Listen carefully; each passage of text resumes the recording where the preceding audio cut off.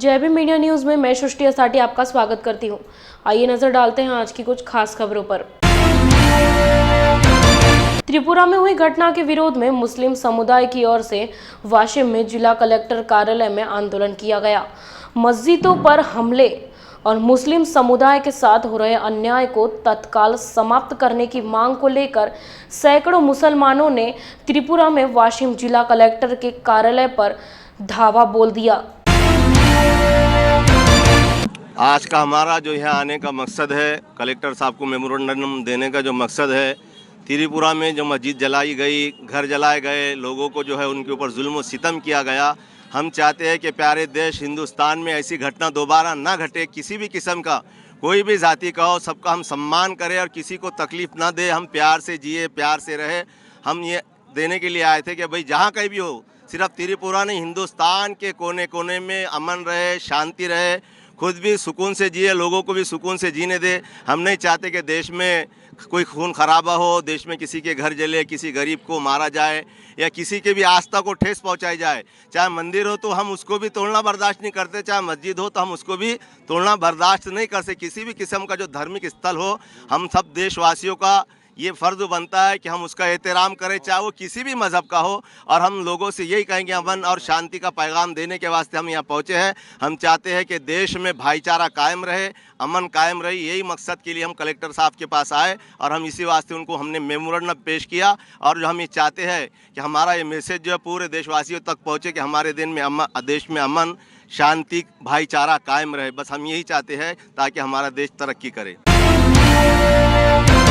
10 नवंबर को राज्य में राज्य परिवहन निगम के चल रहे आंदोलन का समर्थन कर राष्ट्रीय स्वदेशी बहुजन कर्मचारी संघ की ओर से राज्य परिवहन निगम के कर्मचारियों का महाराष्ट्र सरकार में विलय किया जाए और राज्य सेवा में निगम के चालक, वाहक और यांत्रिक कर्मचारियों को कर्मचारियों की तरह वेतन और भत्ता का भुगतान कर सरकारी सेवा में समायोजित किया जाए।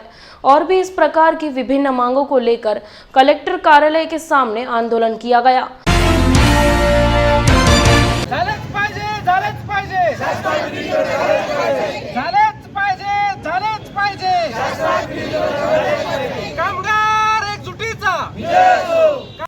वैफल्यग्रस्त होऊन आत्महत्याग्रस्त झालेला आहे।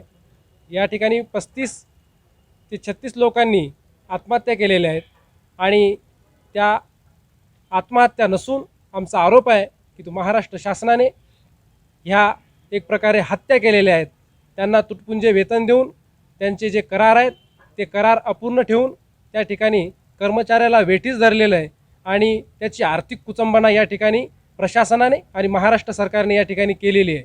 त्यामुळे आमच्या कर्मचाऱ्यांना न्याय मिळावा, त्यांच्या आत्महत्याग्रस्त कुटुंबांना या ठिकाणी मदत मिळावी आणि त्यांच्या घरातील कर्ता पुरुष त्यांनी गमावलेला असल्यामुळे त्यांचं जे जीवनयापनाचा प्रश्न या ठिकाणी उपस्थित झालेला आहे, त्यामुळे त्यांच्या घरातील एका सदस्याला त्वरित महिनाभराच्या आत नोकरी देण्यात यावी अशी आमची या ठिकाणी मागणी आहे। त्या ठिकाणी राज्य शासनामध्ये आमच्या एस.टी. परिवहन कर्मचाऱ्यांना विलीन करण्यात यावे अशी या ठिकाणी आमची मागणी आहे। आणि सोबतच या ठिकाणी आमचे जे कोविड कालावधीमध्ये 306 कर्मचारी कार्यरत असताना मृत्युमुखी पडलेले आहेत, त्यांना 50 लाख रुपये मदत म्हणून शासनाकडून देण्यात यावी। या अशा प्रकारच्या आमच्या सर्व मागण्या घेऊन आम्ही या ठिकाणी बुलढाणा जिल्हाधिकारी कार्यालय या ठिकाणी धरणे आंदोलन करत आहोत आणि नुकतेच या ठिकाणी आम्ही जिल्हाधिकारी साहेबांना आमच्या मागण्याचे निवेदन सादर केलेले आहे आणि आमचा हा लढा जोपर्यंत आम्हाला न्याय मिळणार नाही तोपर्यंत सातत्याने चालूच राहील। धन्यवाद। परिवहन मंत्री अनिल परब ने प्रेस कॉन्फ्रेंस कर एसटी कर्मचारियों से काम पर आने की अपील की। अनिल परब ने कहा कि भाजपा नेता हड़ताल को भड़काने की कोशिश कर रहे हैं। परब ने सवाल किया कि क्या सदाभाऊ खोत और गोपीचंद पडलकर एसटी कर्मचारियों के वेतन के लिए जिम्मेदार होंगे। इस प्रकार की बात उन्होंने कही। उच्च न्यायालयाने दिलेले आदेश आहे त्याचं पालन आम्ही केलेलं आहे। माझी पुन्हा एकदा कामगारांना विनंती आहे, आपल्याला कोणी काही भडकवेल तर त्यांच्या भडकवण्याला बळी पडू नका, कारण नुकसान भडकवणाऱ्या नेत्याचं होत नाही, नुकसान हे सर्वसामान्य कामगाराचं होतं। प्रशासनाचा भाग म्हणून काल कारवाई झालेली आहे. कोणावरही कारवाई करावी अशी आमची इच्छा नाही आहे, परंतु महाराष्ट्र शासन म्हणून, सरकार म्हणून आम्ही लोकांना देखील तेवढेच जबाबदार आहोत. लोकांची कुठेही लोकांना वेठीस धरू नये, प्रशासनाने याची काळजी घेतली आहे. लोकांची सोय व्हावी म्हणून मी वारंवार एस.टी. कर्मचाऱ्यांना हे आवाहन करतोय. आज देखील पुन्हा आपल्या माध्यमातून हे आवाहन करतो की आपण संप मागे घ्या. मी मागे सांगितलं होतं की तुमच्या सगळ्या मागण्या मी मान्य केलेल्या आहेत आणि ज्या उर्वरित मागण्या आहेत त्या दिवाळीच्या नंतर चर्चा करून आपण त्या सोडवण्याचा प्रयत्न करू, असं आश्वासन, लेखी आश्वासन मी या सर्व कामगारांना दिलं होतं. असं असताना देखील कामगारांनी काही संप करणाऱ्या नेत्यांच्या या भाषणांना किंवा त्यांच्या या भडकवण्याला बळी पडून संप केलेला आहे. हा संप हायकोर्टाने बेकायदेशीर ठरवलेला आहे. त्यामुळे मी पुन्हा एकदा विनंती करतो की कर्मचाऱ्यांनी कामावर यावं. रस्त्यावरती जे कामगार उतरलेले आहेत त्यांना देखील माझी विनंती आहे, राजकीय पक्ष आपली पोळी भाजून घेते, ह्या कामगारांचं जे नुकसान जर चुकून झालं तर त्याला हे जबाबदार जे नेते आहेत, मग गोपीचंद पडळकर असतील, सदाभाऊ खोत असतील, हे त्यांच्या पगाराची जबाबदारी घेत आहेत का हे पण त्यांनी सांगावं. कारण आता सुप्रीम कोर्टाच्या नियमाप्रमाणे नो वर्क नो पे होईल. जो पगार कापला जाईल त्याच्यात जे त्यांचं नुकसान होईल त्याची जबाबदारी कोण घेणार? हे नेते भरून देणार आहेत का? एस.टी. महामंडळ अगोदरच गेले 2 वर्ष अतिशय आर्थिक संकटात आहे. संचित घोटाळा 12,000 कोटीचा आहे, तरी देखील जवळजवळ 2700 कोटी शासनाने देऊन कामगारांचे पगार केलेले आहेत. कामगारांचे पगार वेळेवर व्हावेत यासाठी मी स्वतः प्रयत्नशील आहे. त्यांच्या ज्या मागण्या होत्या, मग त्या DAच्या असतील, राज्य शासनाप्रमाणे दिलेला आहे, घरभाडे भत्ता राज्य शासनाप्रमाणे दिलेला आहे. त्याचबरोबर त्यांचा इन्क्रिमेंटचा प्रश्न आहे, जो मी आत्ता गेल्या काही दिवसात, येणाऱ्या काही दिवसात सोडवणार होतो. परंतु जर कामगार अशा पद्धतीने रस्त्यावर उतरून जर ह्या सगळ्या गोष्टी स्वतःच्या ताब्यात घेणार असतील तर दुर्दैवी आहे ही घटना. माझी पुन्हा एकदा कामगारांना विनंती आहे की आपण कामावर या आणि आपण चर्चेच्या मार्गातनं हा प्रश्न सोडवूया. नेते हेच सांगतात भाषणात की जसं लॉकडाऊनमध्ये सरकारचे एस.टी. तोट्यात असताना पैसे सरकारकडनं आणले, राज्य सरकारकडनं, मग विलिनीकरणाचं काय नेमकं? आजही तेच सांगतो की या बाबतीमधला सगळा अभ्यास करणं गरजेचं आहे. ही समिती नेमली आहे कशाला? अभ्यास करण्यासाठी नेमली आहे. या समितीचं काम काय आहे की राज्य शासनावरती किती बोजा येणार, राज्य शासन त्याच्या माध्यमातून कसे पैसे काढणार, या सगळ्याचा अभ्यास करावा लागेल. आणि म्हणून 12 आठवड्याची मुदत दिलेली आहे. केवळ एका दिवसात आणि 2 दिवसात हा प्रश्न सुटला जाणार नाही. आणि हायकोर्टाच्या निर्देशाप्रमाणे जेव्हा ही कमिटी काम करेल तोपर्यंत हे संप जर चालू राहिला तर दुर्दैवाने कामगारांचं नुकसान याच्यामध्ये फार मोठ्या प्रमाणात होईल. अगोदरच कामगार गरीब आहेत, त्यांना आर्थिक अडचणीत आणण्याची आमची कुठलीही इच्छा नाही. तरी देखील माझं पुन्हा एकदा आपल्या माध्यमातून आव्हान आहे की त्यांनी कामावर यावं. पण कुठेतरी सरकार कमी पडतंय का हे आंदोलन जे चिघळत आहे त्याला थांबवण्यासाठी? नाही, सरकार कमी पडायचा प्रश्नच घेत नाही. त्याचं कारण असं आहे, त्यांच्या सगळ्या मागण्या मान्य झालेल्या आहेत. मागणी कुठली आहे? विलिनीकरणाची. ही मागणी 1-2 दिवसात होऊ शकते का? तर नाही. त्याचं उत्तर कोर्टाने दिलं, 12 आठवड्यामध्ये त्याचा अहवाल सादर करा. मग हे सगळं मान्य आणि हे लेखी दिलेलं आहे. मी GR काढलेलं आहे. हे सगळं लेखी दिलेलं असताना अजून सरकार कुठे कमी पडलंय? सरकारने सगळ्या मागण्या मान्य केल्यात. त्यांनी लेखी मागितलं आणि लेखी आम्ही त्यांना नाही दिलंय, लेखी आम्ही हायकोर्टाला दिले. जर ते करू शकलो नाही तर हायकोर्टाचा कंटेम्प्ट आमच्यावरती होईल. मग या बाबतीत सरकार कमी पडायचा प्रश्न येतो कुठे? विलिनीकरणाचा जो मुद्दा आहे जो कामगारांना पटवून द्यायला पाहिजे, त्या पद्धतीची काही एजन्सी नाही, ऐकून घ्या की या बाबतीमध्ये कामगारांमध्ये काही ठराविक एखादाच गट सुरुवातीला होता. बरोबर. नंतर ज्या वेळेला सगळ्या मागण्या त्यांच्या मान्य झाल्या त्यानंतर हा मुद्दा काढला गेला. हा मुद्दा सुरुवातीपासून माझ्यासमोर नव्हता. माझ्यासमोर त्यांचे जे प्रश्न होते की कराराप्रमाणे राज्य सरकारने जे त्यांचे DA, जो त्यांचा HRA, जो त्यांचा इन्क्रिमेंट आहे ते कराराप्रमाणे द्यावं, ते मी त्यांना दिलं. ते मी त्यांना दिवाळीच्या अगोदर पैसे दिले, दिवाळीची भेट दिली. या सगळ्या गोष्टी दिल्याच्या नंतर हा नवीन मुद्दा त्यांनी काढलेला आहे. आणि हा मुद्दा एस.टी. कामगारांच्या वतीने राजकीय पक्षांनी लावून धरलेला आहे. आणि त्यामुळे असे मुद्दे जे असतात हे एखाद दुसऱ्या दिवसामध्ये याची सोडवणूक होत नाही, याला वेळ लागतो, हे कामगारांनी कृपया समजून घ्यावं. एसटी कामगारांचं आंदोलन आहे ते भाजपने हायजॅक केल्याचं असं एकंदरीत भाजप त्याला खतपाणी घालतंय आणि भाजपच्या या दोन चार नेते जे भाजपचे याच्यामध्ये पुढाकार घेऊन जे आज या कामगारांना भडकवत आहेत, माझा साधा प्रश्न असा आहे की कामगारांनी त्यांच्या भूलथापांना किंवा त्यांच्या भडकवण्याला बळी पडू नये. आपण स्वतः जाऊन एसटी डेपोमध्ये काही कर्मचाऱ्यांशी मी संवाद एसटी साधणार. कर्मचाऱ्यांशी बोलतोय, सतत बोलतोय. आता इथून देखील मी निघालोय, मी त्यांच्याशी बोलणार आहे. माझा सतत एसटी कर्मचाऱ्यांशी संवाद चालू आहे. मी कुठेही माझी चर्चेची दारं बंद केलेली नाहीत. राज्य में एसटी कार्यकर्ताओं की हड़ताल जारी है। मुंबई के आज़ाद मैदान में राज्य भर से एसटी कार्यकर्ता जुड़ने लगे हैं। भाजपा नेता और विधान परिषद में विपक्ष के नेता प्रवीण दरेकर, भाजपा विधायक गोपीचंद पडलकर, विधायक सदाभाऊ खोत, पूर्व सांसद किरीट सोमया ने परिवहन मंत्री अनिल परब पर ठाकरे की सरकार पर जोरदार हल्ला बोला है। साथ ही विधानसभा में विपक्ष के नेता देवेंद्र फडणवीस ने भी ठाकरे सरकार को एसटी कार्यकर्ताओं की हड़ताल का समाधान निकालने की सलाह दी है।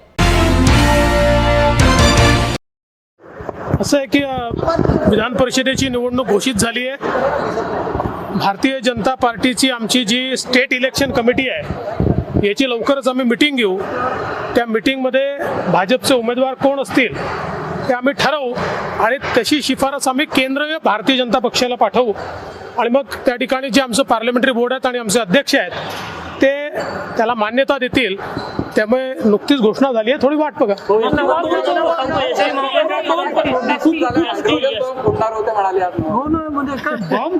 मला असं वाटतं माझं ट्विट पुरेसं बोलकं आहे आणि आशिष शेलारांची प्रतिक्रिया पुरेशी बोलकी आहे. यापेक्षा जास्त त्याला काही वजनही नाही आहे, त्यामुळे त्याला कशाला वजन देतात. एसटी महामंडळाच्या संपाच्या संदर्भात सरकारची भूमिका असंवेदनशील आहे. हा संप चिघळू नये अशी आमची देखील या ठिकाणी आम्हाला देखील वाटतं. परंतु सरकार हे केवळ दमनशाहीच्या भरोशावर दाबून आणि लोकांवर वेगवेगळ्या प्रकारची कारवाई करून हे आंदोलन चिरडण्याचा प्रयत्न करेल तर ते आंदोलन अजून वाढेल. चर्चेतनं मार्ग काढला पाहिजे आणि त्यातनं मला असं वाटतं की काही ना काही दिलासा या कर्मचाऱ्यांना सरकारने दिला पाहिजे. इतक्या आत्महत्या झाल्यानंतरही सरकार जर जागा होणार नसेल तर मला असं वाटतं चुकीचं आहे. एसटी कर्मचाऱ्यांच्या मागण्यांच्या संदर्भात आमचे गोपीचंद पडळकर असतील, आमचे वेगवेगळे आमदार असतील, सदाभाऊ खोत असतील, सगळे लोक आज आंदोलन त्या ठिकाणी करतायत आणि मला असं वाटतं की सरकारने याची दखल घेतली पाहिजे.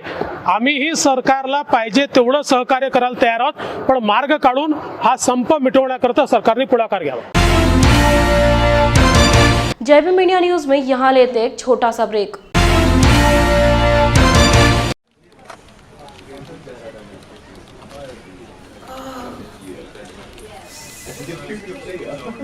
सर एक फाइल देना प्लीज.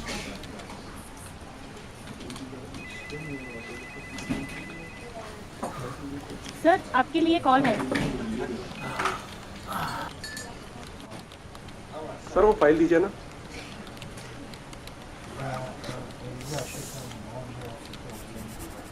बॉस ने मीटिंग बुलाई. क्या यार, आदमी की तकलीफ को तो समझो. बाहर बाहर उठो बैठो. जनाब, तकलीफ उठने बैठने की नहीं, तकलीफ बवासीर की है.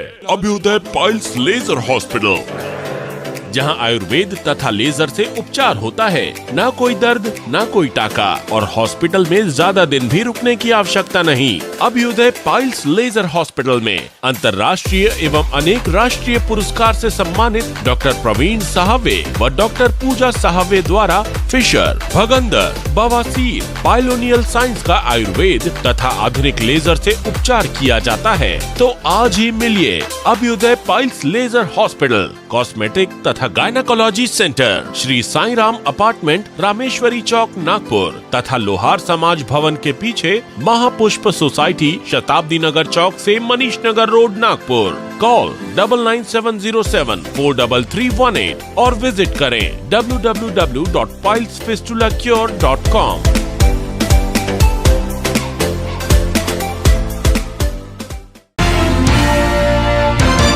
अल्पसंख्याक मंत्री नवाब मलिक ने विपक्ष के नेता देवेंद्र फडणवीस पर गंभीर आरोप लगाए। जब देवेंद्र फडणवीस मुख्यमंत्री थे तो उन्होंने आपराधिक प्रवृत्ति वाले लोगों को सरकार में लेकर फिरौती वसूली शुरू कर दी थी। इस प्रकार के आरोप नवाब मलिक ने लगाए। सकाळी 10 वाजता लवंगी सुद्धा लावू शकले नाही। लवंगी लावण्याचा प्रयत्न केला तर त्यातही हात पोळले आणि म्हणून त्यांची हतबलता घालमेल, माननीय नवाब मलिक साहेबांची हतबलता घालमेल इतकी होती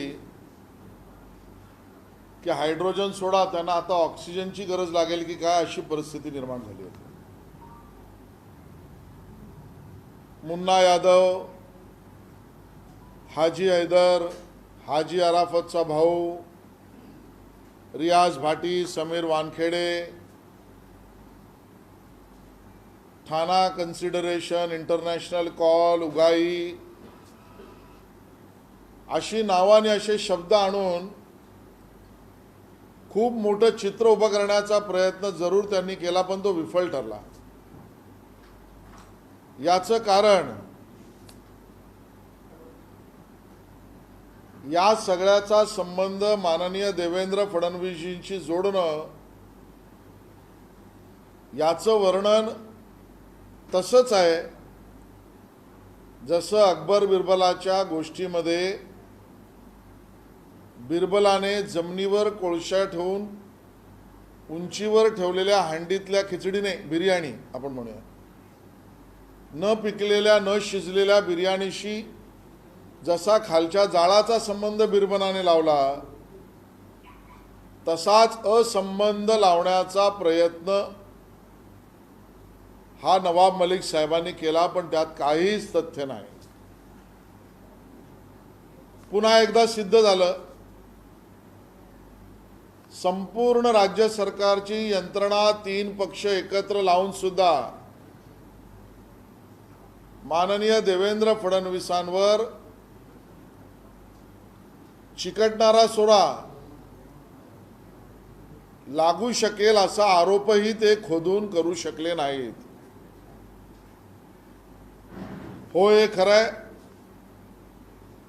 मुन्ना यादव, हाजी अराफत, हाजी हैदर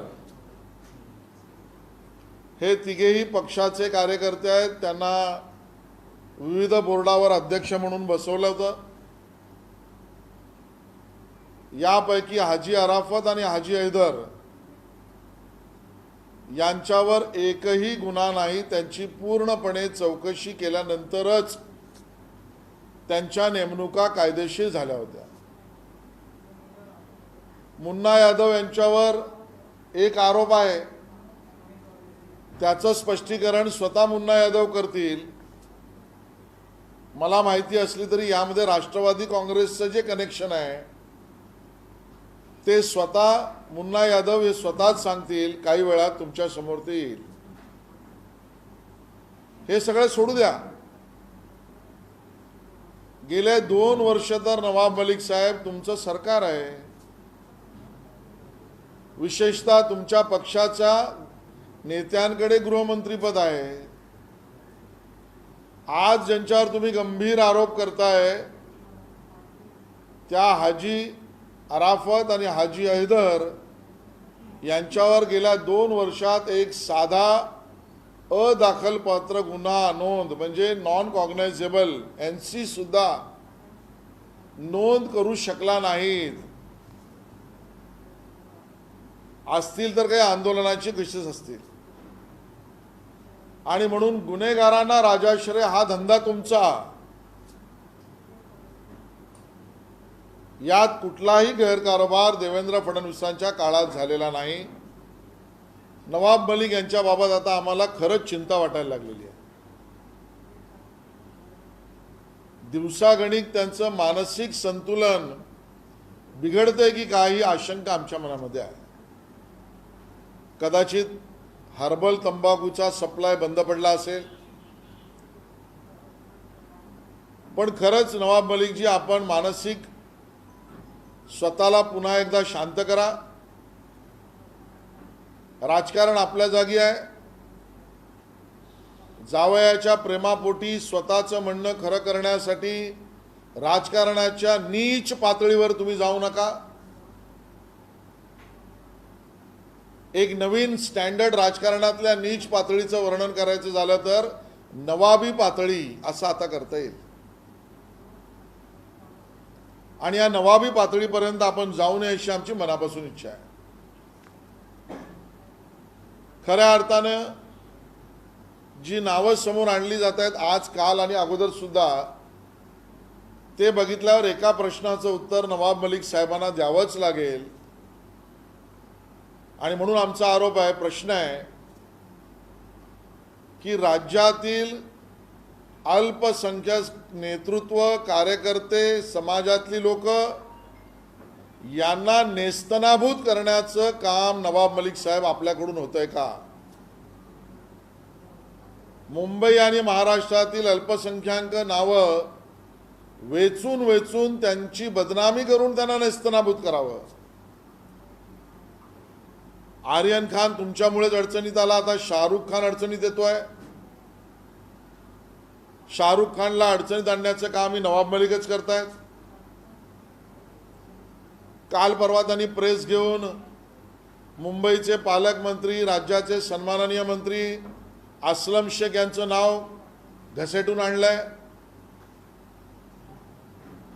आता स्वपक्षातली लोक संपल्यावर विरोधी पक्षातील हाजी अराफत असो, हाजी हैदर असो, या नवीन नेतृत्वाला ते बदनाम करण्याचं काम करतायत.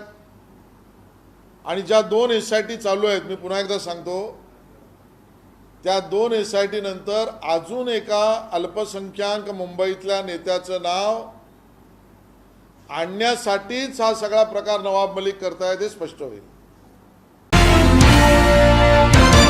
राज्य में एसटी कामगारों को शासकीय सेवा में शामिल किया जाए और अन्य मांगों पर पूरे राज्य में आंदोलन चल रहा है. 3 दिन हो गए फिर भी शासन ने दखलंदाज नहीं लिया. इस कारण शासन का निषेध मानते हुए कोल्हापुर में एसटी कामगार सदानंद कांबले ने गले में फांसी लगाकर आत्महत्या करने की कोशिश की. इस प्रकार की घटना से पूरे शहर में हड़कंप मच गया.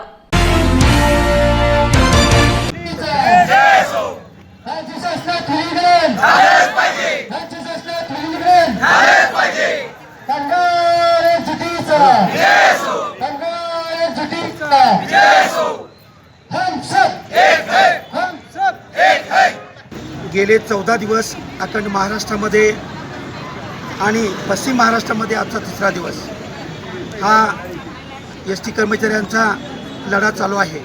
आमची या लढ्याच्या माध्यमातून एकच मागणी आहे की आमचे सर्व एसटी कामगारांचे राज्य शासनामध्ये विलीनीकरण झाले पाहिजे. या एसटी प्रशासनाने एक दबाव म्हणून आत्तापर्यंत माझ्या 365 बांधवांच्यावर निलंबनाची कारवाई केलेली आहे. प्रथमतः सर्व कर्मचाऱ्यांच्या वतीने मी या गोष्टीचा निषेध करत आहे. आणि त्या 365 बांधवांच्या पाठीमागे आमचे सर्व एस टीतले 92,000 कर्मचारी त्यांच्या पाठीशी आहेत. हा जो आमचा लढा आहे तो कुठल्या एका संघटनेचा नसून या लढ्यामध्ये संघटना विरहित असा लढा 92,000 कर्मचारी या लढ्यामध्ये उतरलेले आहेत. आणि जोपर्यंत आमच्यावर कुठल्याही प्रकारची कारवाई होऊ दे आम्ही तसूभरही पाठीमागे हटणार नाही, भले आमचा प्राण गेला तरी बेहतर. अंडरवर्ल्ड से जुड़े रियाज भाटी प्रधानमंत्री नरेंद्र मोदी तक कैसे पहुंचे? सहारा एयरपोर्ट पर रियाज भाटी को पुलिस ने 2 फर्जी पासपोर्ट के साथ पकड़ा. उसे जमानत कैसे मिली? रियाज भाटी से आपका क्या रिश्ता है? इस प्रकार के सवाल राज्य के अल्पसंख्याक मंत्री नवाब मलिक ने विधानसभा में विपक्ष नेता देवेंद्र फडणवीस से पूछे. सम्माननीय देवेंद्र फडणवीस जी ने कुछ मुझ पर आरोप लगाए थे और उसका कल ही मैंने खुलासा किया,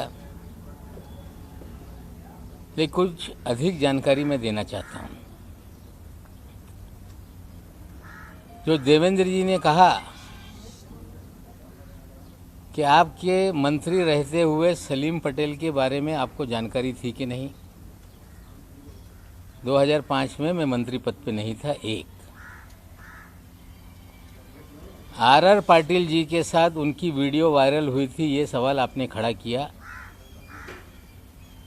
हमने मुनीरा से संपत्ति लेने के बाद सलीम पटेल की वो वीडियो वायरल हुई थी और सलीम पटेल ने उन सारे अखबार और चैनलों पे जिन लोगों ने दाऊद से उसका कनेक्शन बताया था उन पे डिफेमेशन सूट फाइल किया था। और 5 महीने पहले मैंने जानकारी ली सलीम पटेल का देहांत हो गया और सलीम पटेल ये मुनीरा का पावर ऑफ अटॉर्नी था।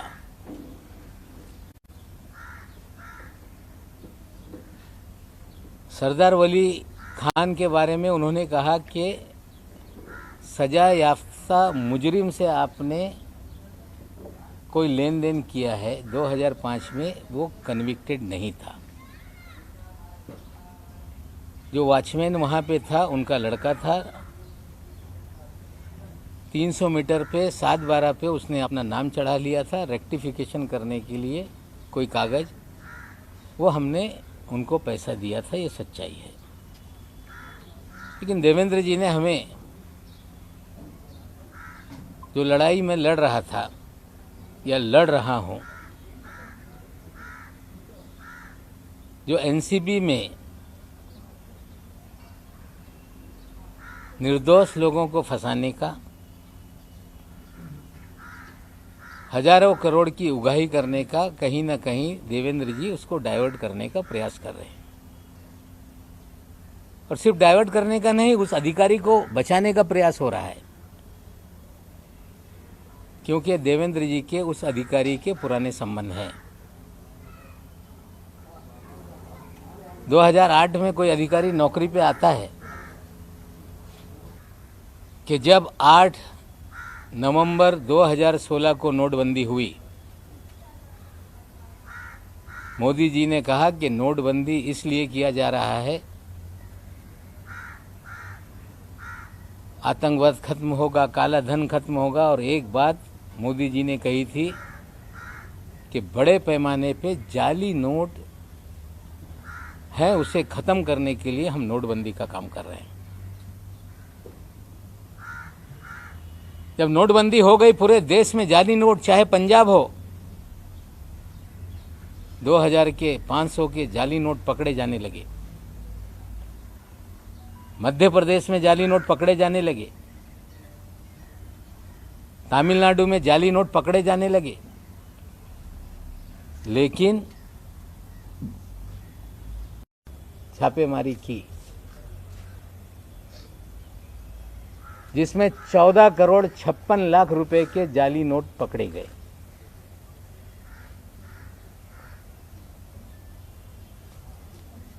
और उस मामले को रफा दफा करने के लिए देवेंद्र जी ने उसमें मदद करने का काम किया।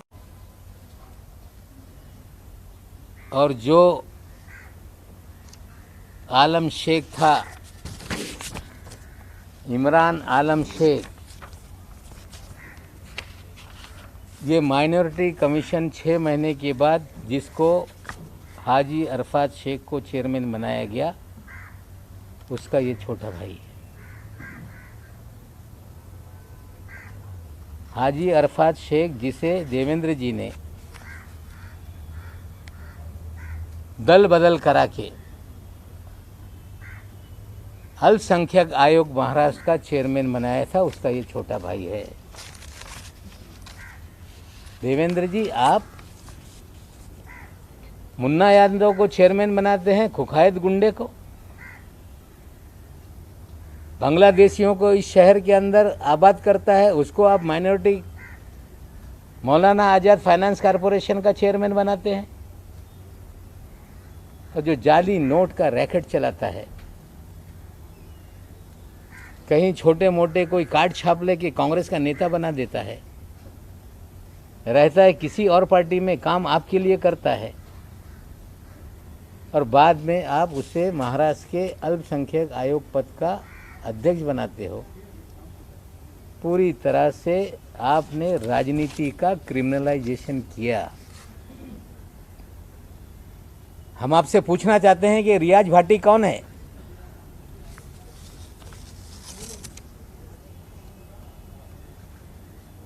उनतीस अक्टूबर को सहार एयरपोर्ट पे जाली पासपोर्ट के साथ पकड़ा गया। जिसके ऊपर दाऊद इब्राहिम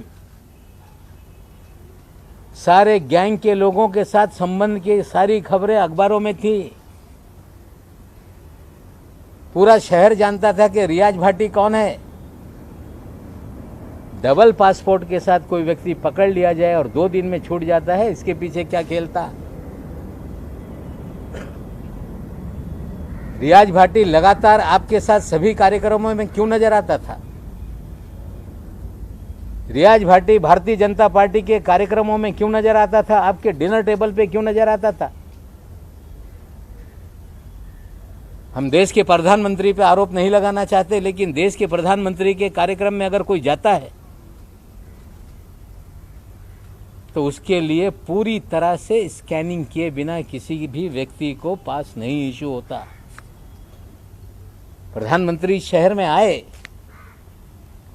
और रियाज भाटी ने उनके साथ भी तस्वीरें खिंचवाई।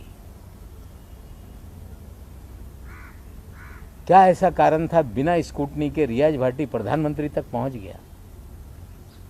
देवेंद्र जी, आप मुख्यमंत्री रहते हुए इस महाराष्ट्र में आपने सारे क्रिमिनल लोगों को सरकारी पदों पर बिठाया। जाली नोट का नेक्सस आपने चलवाया। आपने रियाज भाटी के जरिए पूरी उगाही का काम किया। आपने थाना में कमिश्नर बैठा के कंप्लेंट पूरे महाराष्ट्र की करा के उगाही का धंधा करवाया। और विदेश से खुखाए गुंडे फोन करके सेटलमेंट पुलिस वाले करते थे। और ये सारा खेल आपके आशीर्वाद से महाराष्ट्र में चल रहा था।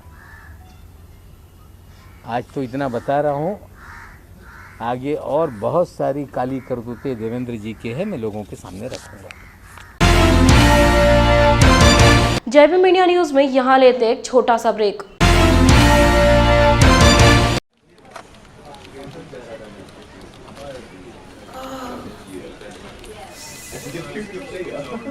सर एक फाइल देना प्लीज।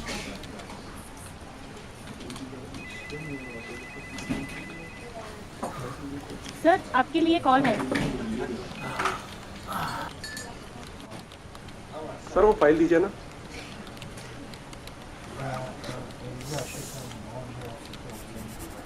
बॉस ने मीटिंग बुलाई। क्या यार, आदमी की तकलीफ को तो समझो। बाहर बाहर उठो बैठो। जनाब, तकलीफ उठने बैठने की नहीं, तकलीफ बवासीर की है।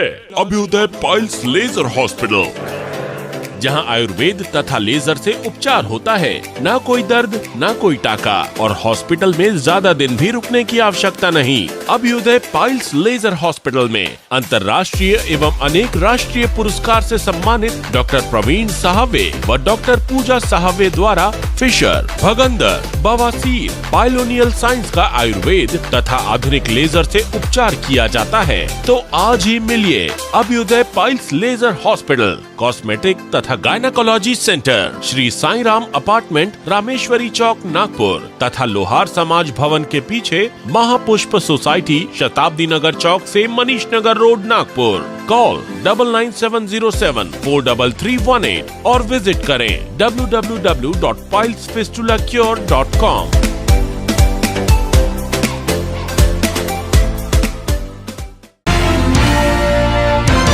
बाबा Saheb Ambedkar urban cooperative credit society के नांदेड़ की ओर से कर्जा लिए हुए थकबाकीदारों की रिकवरी करने पर सोसाइटी के मुख्य प्रवर्तक गणपत गायकवाड़ व सल्लागार समिति के अध्यक्ष बाला साहेब लोने इनके हाथों सोसाइटी के लीगल एडवाइजर और बाला साहेब नरवाड़े एवं मैनेजर यशवंत हनुमंते इनका सत्कार किया गया। Doctor Baba Saheb Ambedkar urban cooperative credit society का मुख्य प्रवर्तक आज हमारे संस्था में वसूली का जो काम करते हैं वो हमारे वसूली इंचार्ज ऑफिसर आयुष्मान यशवंतराव जी हनुमंते और हमारे एडवोकेट बाला साहब नरवाड़े जी, इन दोनों का संस्था की ओर से सत्कार किया गया। इसकी वजह यह थी कि उन्होंने इस दौरान वसूली का जो काम किया वो सराहनीय है। बहुत सालों से कुछ अकाउंट पेंडिंग में पड़े थे, उसे रेगुलर करने में उन दोनों का बड़ा ही योगदान रहा और इस कारण डायरेक्टर बोर्ड और सलाहकार समिति के मेंबर उन्होंने आज का ये प्रोग्राम अरेंज किया था ताकि आगे जाकर ये जोड़ी और उत्साह भरे दिल से काम करे और संस्था को उनका योगदान मिलता रहे, ऐसे ही वो आगे काम करते रहे। इसके लिए मैं उनको शुक्रिया अदा करता हूँ। मैं Nilesh गोदने doctor Baba Saheb Ambedkar urban cooperative पत्र संस्था का सलाहकार समिति का मैं सचिव हूँ और ये जो पत्र संस्था जब शुरू से स्टार्ट हो गई है तब से लेके आज तक ये समाज के लिए एक उन्नति का काम जो आर्थिक दृष्टया सभी लोगों को सक्षम करने के लिए हमारा एक छोटा सा प्रयास रहा है। आज तक सभी हमारे धम्म बांधव ने हमारे पास से जो भी लोन लिया है, कर्जा लिया है, लेकिन उनमें से कुछ लोग कोई जानबूझ के या कोई अपने आर्थिक परिस्थिति की पीड़ा की वजह से ऐसे ही पीछे रह गए हैं, लेकिन वो टाइम पे अपना कर्जा पूरा नहीं कर पाए। उनको हमारी पत्र संस्था की माध्यम से हमारे जो लीगल एडवाइज़र है माननीय एडवोकेट बाला साहब नरवाड़े सर और हमारे यशवंत हनुमंते सर, इन दोनों ने अच्छी तरह से ये साल में अच्छा काम किया है और ये बैंक की तरक्की के लिए उन्होंने जो योगदान दिया है ये बहुत ही ये साल अच्छा रहा है। पिछले 2 साल से ये कोरोना की वजह से आर्थिक उन्नति का काम ठीक तरह से नहीं हुआ था, लेकिन ये साल में इन दोनों ने अच्छी तरह से काम किया है। आगे चल के ऐसा ही साथ सहयोग उनका दोनों का रहना चाहिए, ये हमारी आशा अपेक्षा है उनकी तरफ से। और मैं अभी हमारे सभी धम्म बांधवों को मैं ये कहना चाहता हूँ कि बैंक की तरफ से आप लोन लेना चाहते हैं, अपनी उन्नति जैसी करना चाहते हैं, वैसा ही बैंक के लिए आप भी साथ और सहयोग रखो। इतना ही कह के मैं मेरा ये कहना और ये शुभेच्छाएँ शुभकामनाएँ मैं आपके वास्ते रखता हूँ। सप्रेम जय भीम। मैं एडवोकेट बाला साहेब Narwade doctor Baba Saheb Ambedkar urban cooperative bank का लीगल एडवाइज़र। मुझे इस बार जो बैंक ने जो टारगेट दिया था मैं उसे पूरी तरह से और सच्ची ईमानदारी से मैं आज जो रिकवरी है वो मैक्सिमम जो रिकवरी पुरानी से पुरानी रिकवरी करे, इसके लिए मुझे सबसे ज़्यादा सपोर्ट नीलेश गोदने सर, बाला साहेब लोने सर और यशवंत हनुमंते बैंक मैनेजर और चंद्रेश सर और गणपत गायकवाड़ सर, इन्होंने मुझे जो सहकार्य किया है उस सहकार्य की वजह से मैं आज इस रिकवरी कर सका हूँ। तो ही मैं तमाम जय भीम कार्यकर्ता से ये विनती करना चाहता हूँ कि आप बैंक का कर्ज लीजिए पर उसे और टाइम पे हफ्ते भरते जाइए और आप कुछ पेंडिंग मत रखते जाइए, क्योंकि जितना आप इस बैंक को सहकार्य करेंगे उतना आपके लिए और आपके समाज के लिए उतनी उन्नति का कार्य हो सकेगा। मैं ये 2 शब्द कह के विदा लेता हूँ। जय भीम। एन दिवाली की पूर्व संध्या पर शुरू हुआ एसटी कार्यकर्ताओं का आंदोलन और भी ज्यादा प्रज्वलित होने की संभावना है। विधान परिषद में विपक्ष के नेता प्रवीण दरेकर, भाजपा विधायक गोपीचंद पडलकर, रैत क्रांति संगठन के नेता विधायक सदाभाऊ खोत और भाजपा के पूर्व सांसद किरीट सोम्या के नेतृत्व में हजारों एसटी कार्यकर्ता आजाद मैदान में एकत्र हुए हैं।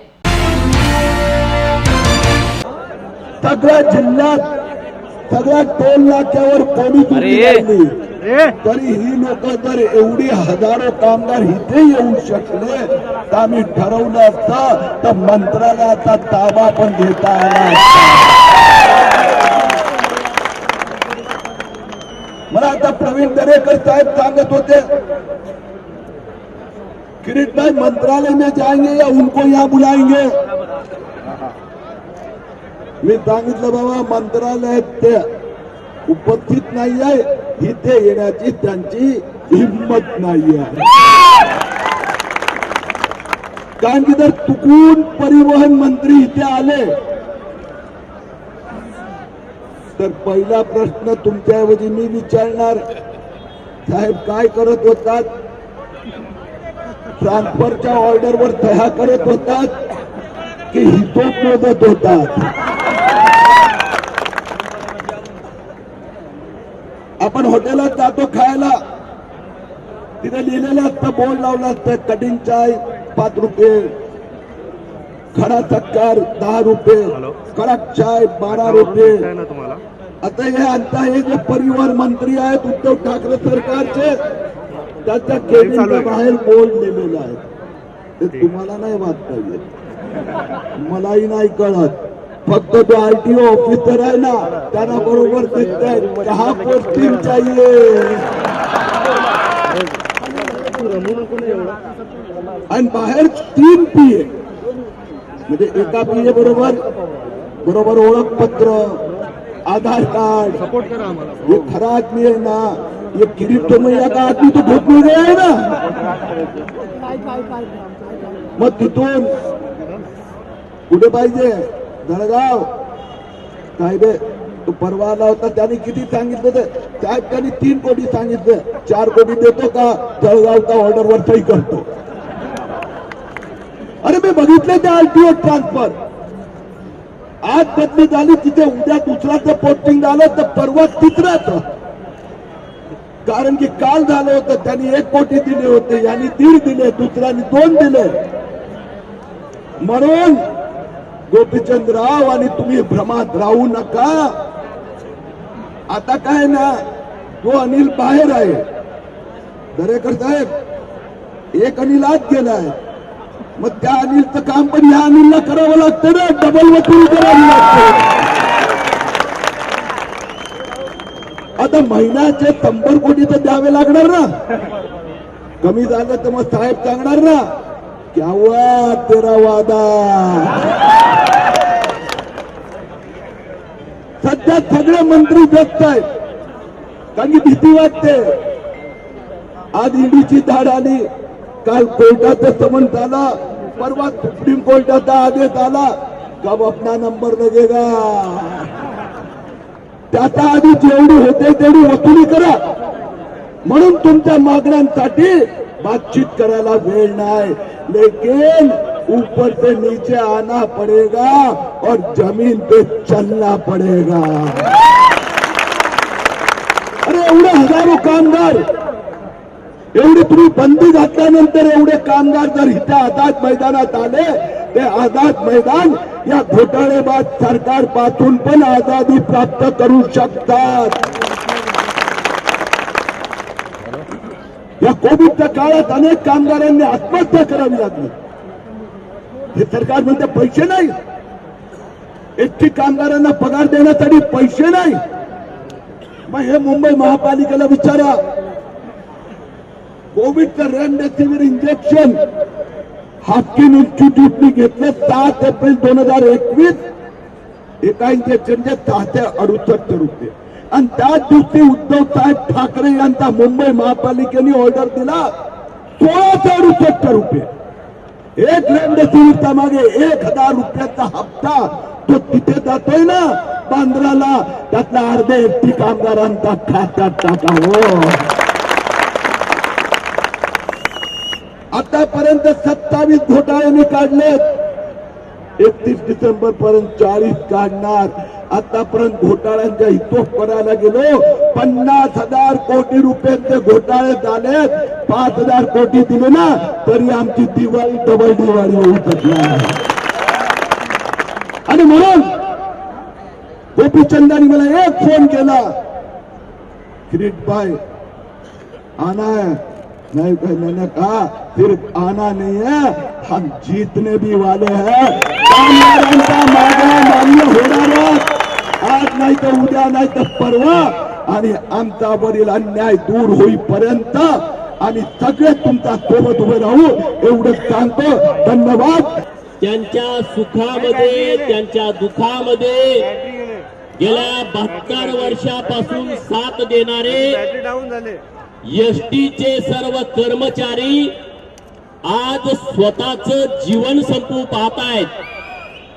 तर या एसटी कर्मचाऱ्यांचा जो आक्रोश आहे तो आक्रोश मूक बहिर आणि अंध असणाऱ्या सरकारच्या समोर मांडण्यासाठी महाराष्ट्रातून आलेल्या सर्व एसटी कर्मचाऱ्यांचं मी मनपूर्वक अभिनंदन करतो, आभार व्यक्त करतो.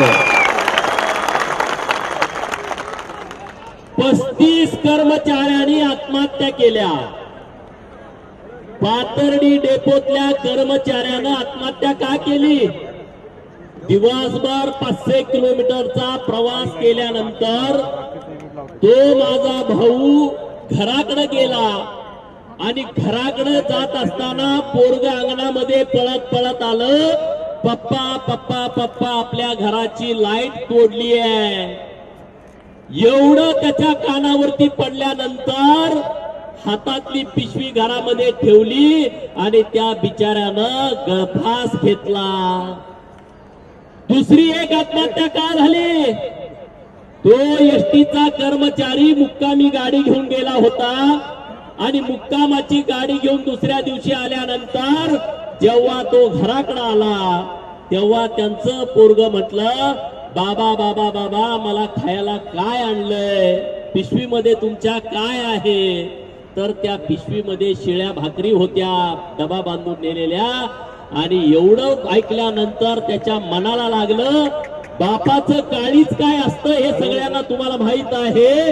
आणि त्यांच्या मनाला इतक्या वेदना झाल्या की मी माझ्या पोराला 5 रुपयाचं खायला सुद्धा घेऊन येऊ शकत नाही आणि पोरानं खायला मागितलं म्हणून आत्महत्या केली. धुळ्यामध्ये एका महिला कंडक्टरनं आत्महत्या केली. तिनं एकटीनं आत्महत्या केली नाही मित्रांनो, विधवा होती.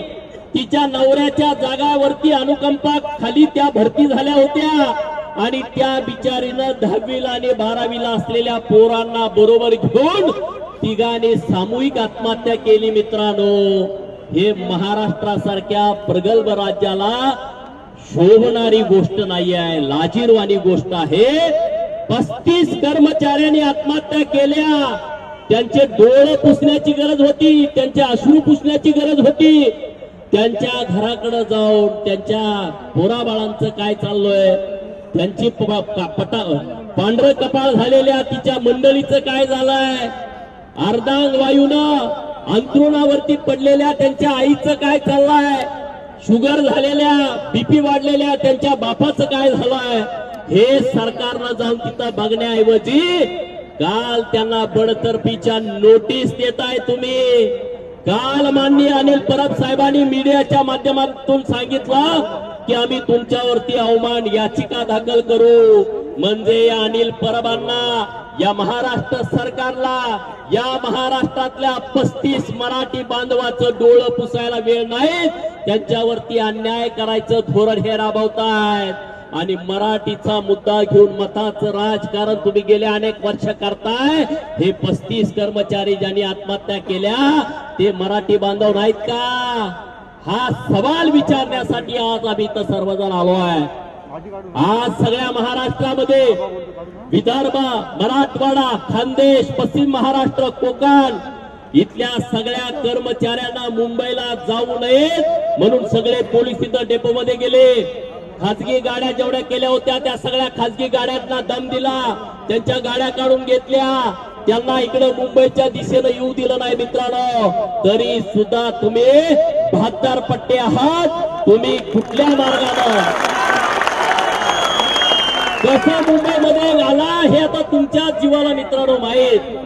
कोण चालत आले, कोण रेल्वेनं आले, या सगळ्या परिसरामध्ये एसटीचे कर्मचारी दाखल झालेले आहेत. मी सरकारला इतका सांगतो, हे आज बायका पोरं घेऊन इथं सगळे कर्मचारी आलेले आहेत. जोपर्यंत सरकार निर्णय घेत नाही तोपर्यंत मुंबई सोडायची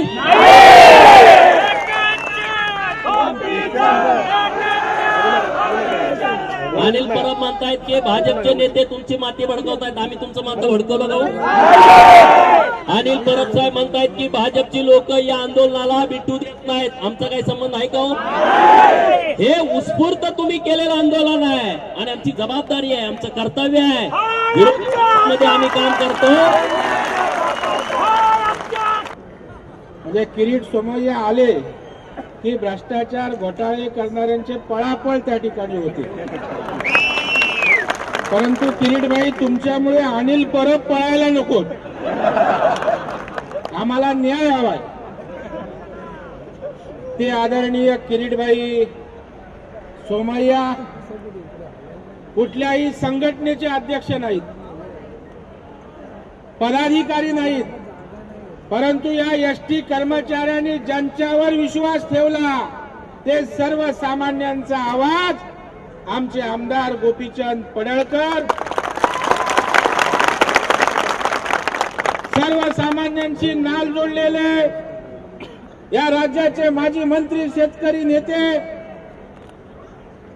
आमदार सन्माननीय सदाभाऊ खोत.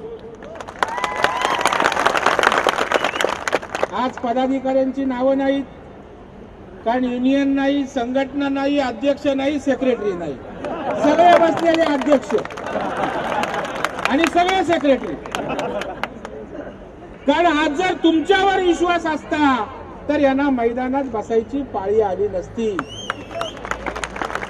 माझी त्यांना सगळ्यांना विनंती आहे, बाबांनो, मी एका एसटी कंडक्टरचा मुलगा आहे आणि त्याच्यामुळे मला तुमच्या व्यथा माहित आहे. मी आज या ठिकाणी महाराष्ट्राचा विरोधी पक्षनेता म्हणून आलेलो नाही. माझे वडील एसटी कंडक्टर होते, त्या यातना मला माहित आहेत, म्हणून मी आज तुमच्या सोबत या ठिकाणी उपस्थित आहे. वडील एसटीतनं आल्यावर त्यांची प्रकृती, त्यांचा आवाज, त्यांच्याबरोबर असणारा ड्रायव्हर, त्याची मनस्थिती, सोबत आणलेलं ते भाकऱ्यांचं गाठोडं, कडक झालेली भाकरी आणि त्यांचं आरोग्य, एकंदर दयनीय परिस्थिती मी घरात ना पाहिले. आणि त्याच्यामुळे तुम्हाला काय त्रास आहे हे माझ्या रक्तात मला माहित आहे. तुमचा त्रास माझ्या रक्तात या ठिकाणी आहे. आणि आज आपल्याला आश्वस्त करतो, आम्ही या ठिकाणी सगळे आलेले अतिरेकी आहोत, लोकांसाठी काम करणारे अतिरेकी आहोत.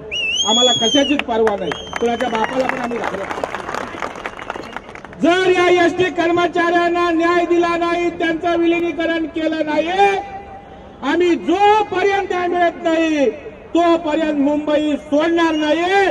कायदा सुव्यवस्थेचं काय व्हायचं ते होईल. आंदोलन उभं राहिलं. मला मगाशी त्या ठिकाणी पत्रकार विचारत होते, आंदोलनाची दिशा काय? मी म्हटलं, आंदोलन आमचं नाही, आंदोलनाचा मी नेता नाही, गोपीचंद पडळकर नेता नाही, किरीटभाई नेता नाही, सदाभाऊ खोत नेता नाही. जे हे महाराष्ट्रातले कर्मचारी सांगतील ती आंदोलनाची दिशा आहे. आम्ही ते सांगतील त्या दिशेनं जाणार आहोत. आपण जी दिशा ठरवाल, वाटेल ती किंमत मोजावी लागली, आम्ही आपल्या सोबत असो हा शब्द देण्यासाठी या ठिकाणी आलो.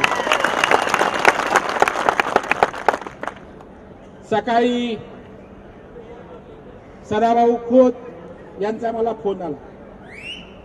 खरं म्हणजे रात्रीच गोपीचंद, सदाभाऊ माझ्याकडे आले. आम्ही आंदोलनाची पूर्वतयारी काय करायची, बाबा ते लांबून येणार, कशी काळजी घ्यायची, अशी सगळी चर्चा झाली.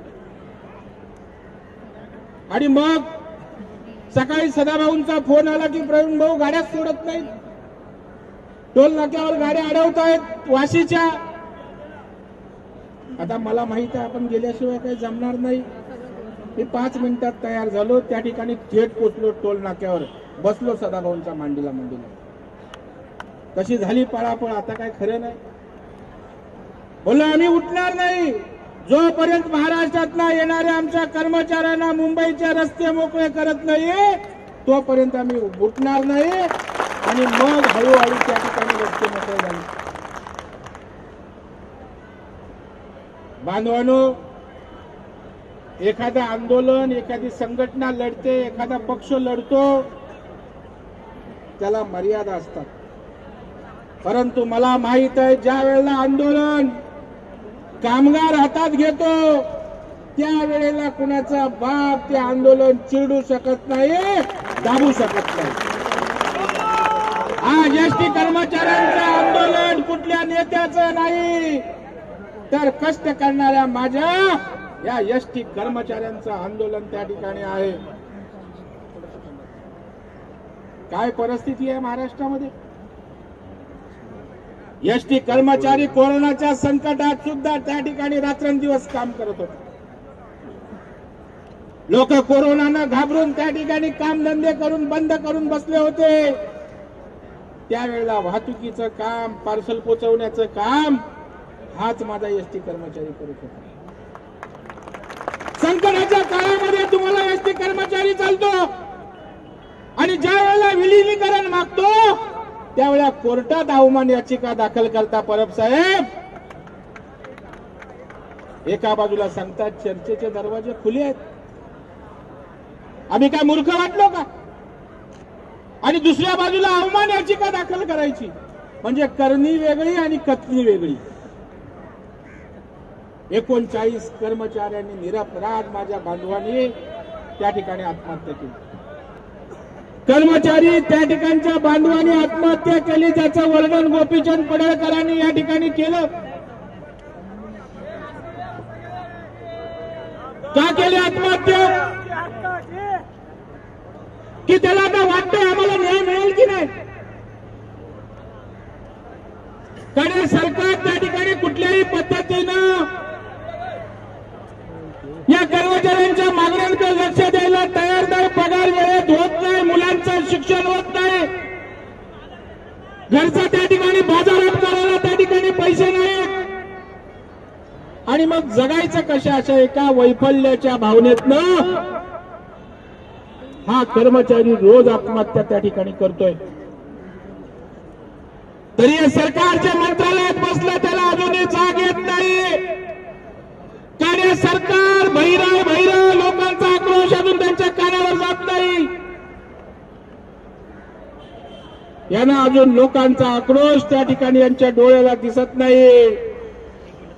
पण या ठिकाणी आता आमचा आवाज एवढा बुलंद होणार आहे की तुमच्या कानठ्या बसतील आणि तुम्हाला या कर्मचाऱ्यांसाठी न्याय द्यावा लागेल, निर्णय घ्यावाच लागेल. जगातली कुठलीही ताकद तुम्हाला विलीनीकरणापासून रोकू शकत नाही.